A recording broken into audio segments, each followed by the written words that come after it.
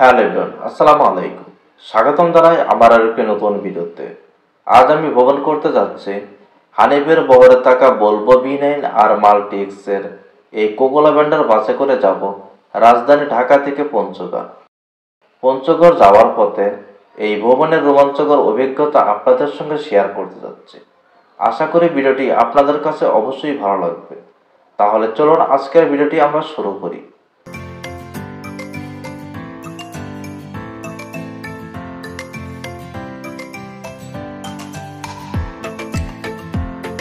আমি ভ্রমণের শুরুটা করেছিলাম শ্যামলী থেকে। এখান থেকে মূলত বাসগুলো ছেড়ে যায় প্রতিদিন। আমাদের বাস অলরেডি কাউন্টারের সামনে চলে এসেছে। এটা হচ্ছে কাউন্টারের ভিতরে। নাম্বার দেখতে পাচ্ছেন, এই নাম্বারে আপনারা যোগাযোগ করে টিকিট কাটতে পারবেন। তাছাড়া আপনারা ঢাকা, কক্সবাজার, বান্দরবন সহ আরও বেশ কয়েকটি জায়গার টিকিট কাটতে পারবেন এখান থেকে। যাই হোক, এবার আমরা আসি বাসের কাছে। এটা হচ্ছে সুইডেনের সেই বিখ্যাত ভলভো বাস। কোকোলা ভ্যান্ডার এই বাসেই আজকে আমি ভ্রমণ করব। এই বাসে যদি ভ্রমণ করেন আর রোড যদি ফাঁকা থাকে 7 থেকে 8 ঘন্টার মধ্যেই আপনারা ঢাকা থেকে পঞ্চগড় পৌঁছাতে পারবেন। এই বাসগুলো বাইরের নয়েজ নাই বললেই চলে। আপনারা খুব আরামের সঙ্গে ভ্রমণ করতে পারবেন এই বাসগুলো। এটা হচ্ছে ভলভো বাসের সিট। এখানে মোট আসন সংখ্যা রয়েছে 33টি, যার সবগুলোই বিজনেস ক্লাস। আর এই সিটগুলো অনেক সফট। এই সিটগুলোতে একজন মানুষ বসে কমফোর্টেবল জার্নি করতে পারবেন। তাছাড়া আপনার ভ্রমণকে আরও নিরাপদ করার জন্য প্রতিটি সিটের সঙ্গে রয়েছে সিট বেল্ট। এটা হচ্ছে লেগ রেস্ট।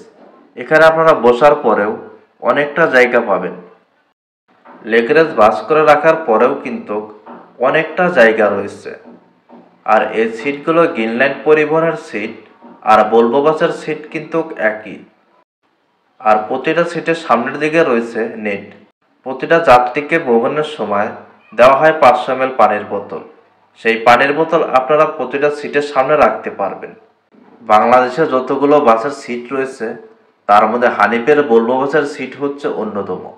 এই সিটগুলো অনেকটা লম্বা এবং বড় হওয়ায় বেশ আরামের সঙ্গে জার্নি করতে পারে। আর এই সিটগুলোর ভাড়া পড়বে ঢাকা পঞ্চগড় 1900 টাকা।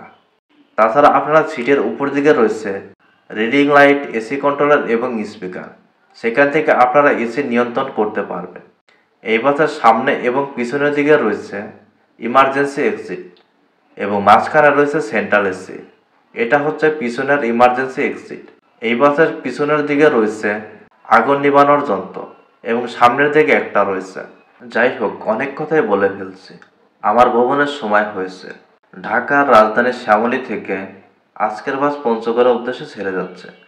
পঞ্চগড় পৌঁছতে আমাদের 8 থেকে 9 ঘন্টার মতো সময় লাগবে। তবে রাস্তা যদি ফাঁকা থাকে তাহলে ভলভো বাস 8 থেকে 7 ঘন্টার মধ্যেই পৌঁছতে পারবে। 400 কিলোমিটার রাস্তা ভলভো বাসের পৌঁছতে কত ঘন্টা সময় লাগে সেটাও আপনাদেরকে জানাবো। তাহলে আমরা এবার ভ্রমণ উপভোগ করি।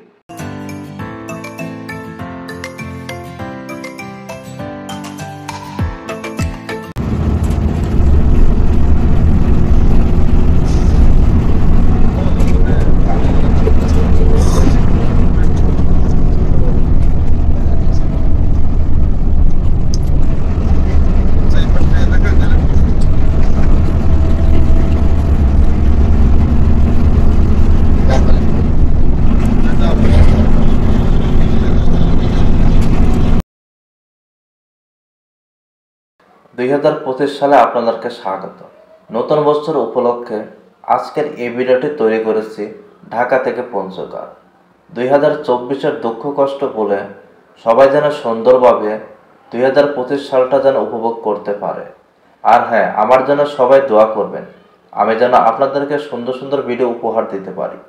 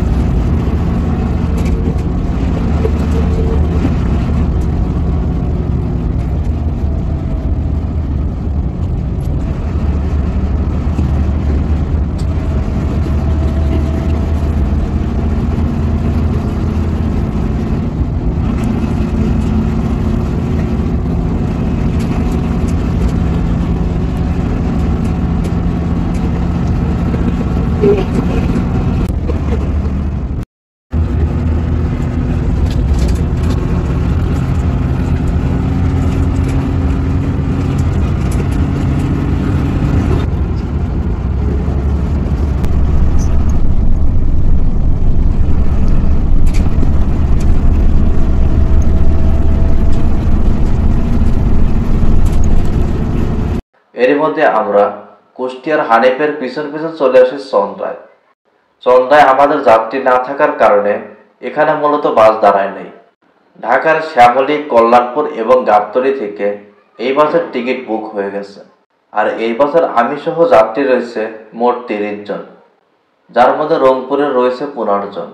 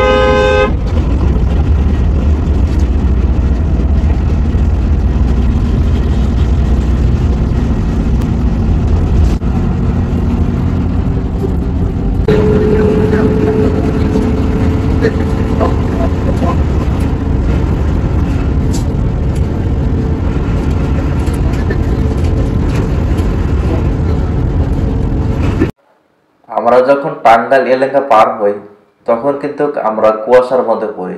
উত্তরবঙ্গের দিকে যতই যাচ্ছি ততই কিন্তু কুয়াশা দেখা যাচ্ছে।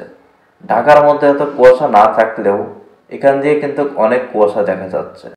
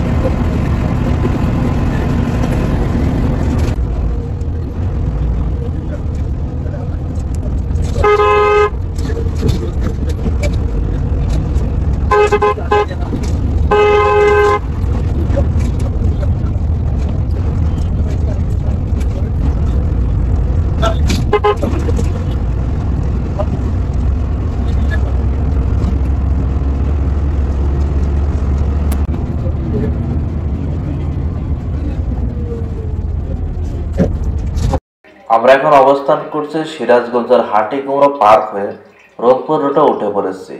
আর এখানে 4 লেনের কাজ চলছে। আর এই সিরাজগঞ্জে কিন্তু অনেক ব্যাটারি বাসগুলোকে যাত্রাবিরতি করে থাকে।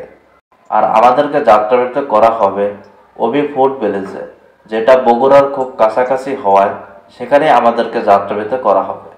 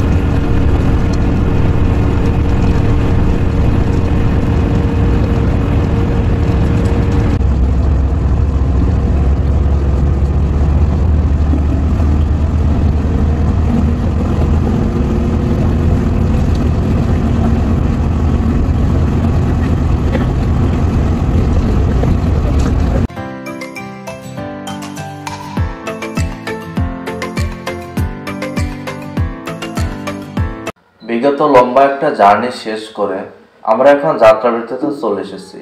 আর আমাদেরকে এখানে যাত্রাবিরতি করা হয় 30 মিনিট।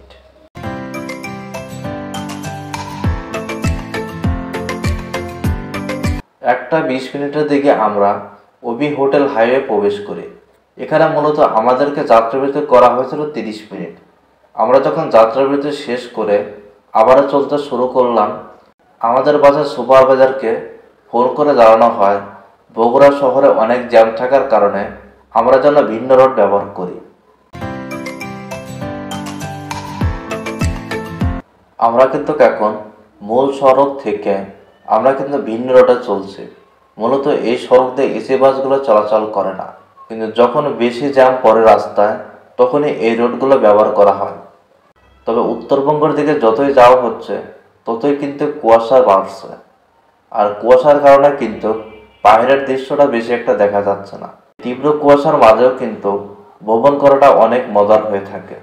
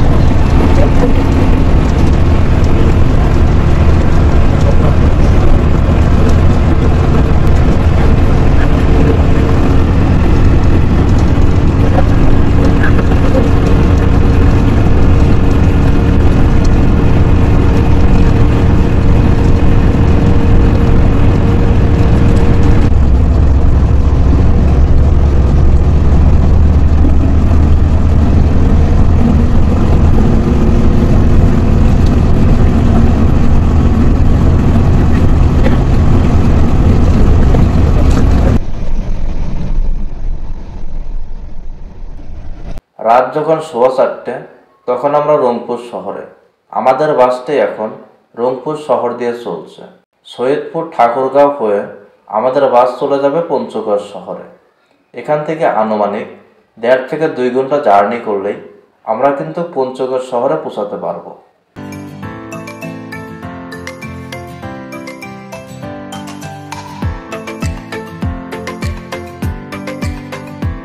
এখান থেকে সৈয়দপুরের দূরত্ব বেশি একটা না, খুব অল্প সময়ের মধ্যে আমরা সৈয়দপুর পৌঁছাতে পারবো। ঢাকা থেকে এই পর্যন্ত ভ্রমণের অভিজ্ঞতা যদি বলতে চাই তাহলে ছিল অসাধারণ।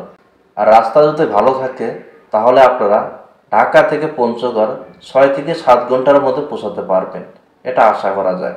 আমি এই বাসের সর্বোচ্চ স্পিড পেয়েছি 107, এখনও 100 স্পিডে বাস চলছে।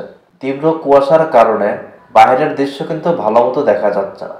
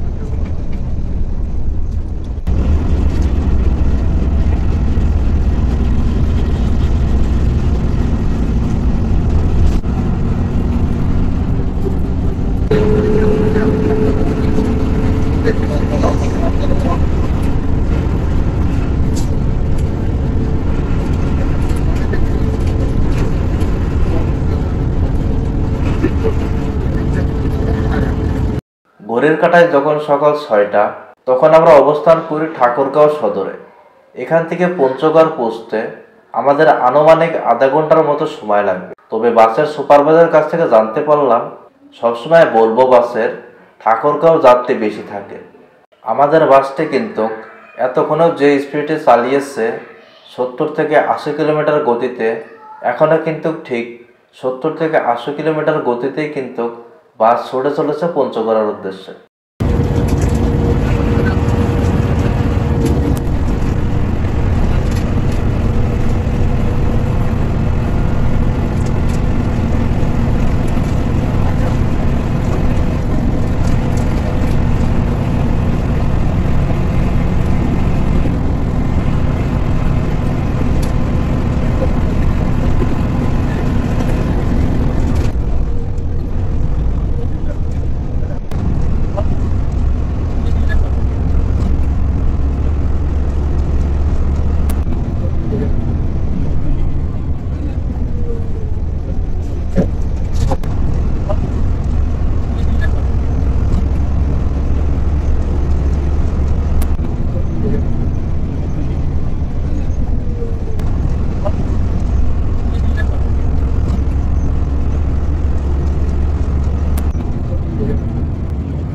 ভোরের আলো ফুটতে শুরু করেছে আর আমরা অলরেডি চলে এসেছি পঞ্চগড় শহরে। এ যাবৎ যতগুলো বাসে ভ্রমণ করেছি তার মধ্যে আরও একটি অন্যতম বাস জার্নি উপভোগ করলাম। তবে যারা ঢাকা থেকে পঞ্চগড় এবং পঞ্চগড় থেকে ঢাকা ভ্রমণ করে থাকেন তারা একবার হলে এই ভলভো বাসে ভ্রমণ করে দেখতে পারেন। বাসের চালকের কথা যদি বলতে চাই, তার ড্রাইভিংয়ের দক্ষতা কিন্তু অসাধারণ। এই তীব্র কুয়াশার মাঝেও কিন্তু তিনি 90 থেকে 100 কিলোমিটার গতিতে বাস চালিয়েছে। ঢাকা থেকে পঞ্চগড়ের দূরত্ব 400 কিলোমিটার। তবে ভলভো বাসে আমাদের সময় লেগেছে 8 ঘন্টা, সেটা আপনারা ভিডিওতে দেখতে পেরেছেন। আর হ্যাঁ, আপনাদের কত ঘন্টা সময় লেগেছে সেটা আমাকে কমেন্টস করে জানাতে পারেন। এবং এরই সাথে আজকের মতো আমি বিদায় নিতে যাচ্ছি এখানেই। তবে দেখা হবে পরবর্তী কোনো এক নতুন ভিডিওতে। আর হ্যাঁ, অবশ্যই চ্যানেলটা সাবস্ক্রাইব করে রাখবেন এবং লাইক দিয়ে পাশে থাকবেন। আর আপনার বন্ধুবান্ধবদের মাঝে ভিডিওটি শেয়ার করতে পারেন। আজকের মতো বিদায় নিচ্ছি। আল্লাহ হাফেজ।